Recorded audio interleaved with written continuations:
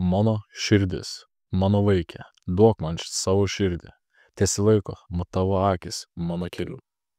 Patarlių knyga 23 skyrius 26 eilutė. Ko nori Dievas iš manęs? Jo nedomina nei auka, nei savigrauža, nei protas, nei pinigai ar valdžia.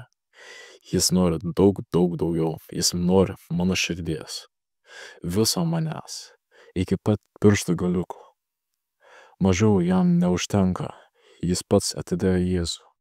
Ne kažkokią mažmožį, o gyvybę Jėzus atidavė už save, už mane. Kad aš gyvenčiau, todėl dabar jis nori mano gyvenimą. Jis nori laikyti mane savo rankose ir pripildyti tikru gyvenimu. Jis nenori manęs pasmerkti ar sunaikinti. Jis nori suteikti mano gyvenimą gražiausią su spalvų. Jis yra kūrėjas, kuris mane sukūrė ir formą man suteikė. Dabar jis reikalauja grįžti. Jis pamatė, kad aš vienas nepasieksiu tikslo. Štai kodėl jis nori mano širdies. Jis ne tik mano kūrėjas, jis yra mano padėjėjas, mano drąsintojas, mano tėvas, mano guodėjas ir pagalbininkas. Kodėl aš dvejoju? Tai tarsi kokosų riešutos. Ant palmės auga kokosų riešutos. Jį rūpinasi jo, aprūpina visom maistingom medžiagom, kad riešutos galėtų augti ir tapti dideliu. Ir tada riešutas nusprendžia tapti savarankiško ir nepriklausomo. Jis atsiskiria ir nukrenta žemyn. Kai kurie riešutai sudūžta ant uolų, kiti surankami ir mačetė perskalmi, išskobiami ir įdžiovimi. Siaubinga, deja, tokį likimą patiria ir žmonės. Jie tampa įvairių agavysčių aukomis. Ir jų gyvenimas baigėsi be tikslo ir prasmės.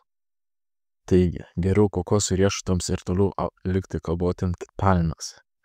Ten šakos apsaugo juos nuo saulės ir vėjo. Stiprius kamienus juos laiko ir jie laimingi kartu su kitais riešutais.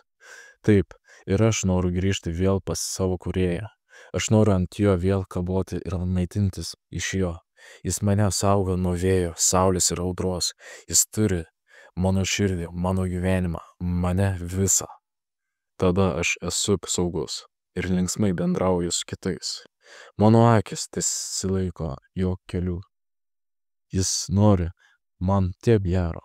Jis nori mane padaryti panašu į jo sūnų. Nuolanku, mylinti, užjaučianti, gerą, švelnų ir kantrų, pasitinkinti Dievu, pilną džiaugsmo ir ramybės. Dėkuoju, Jėzau, tu mane vėl prikabini ant gyvenimo medžio. Tu mane brangiai nusipirkai. Dabar aš noriu būti tavo. Paimk mano širdį ir gyvenk joje.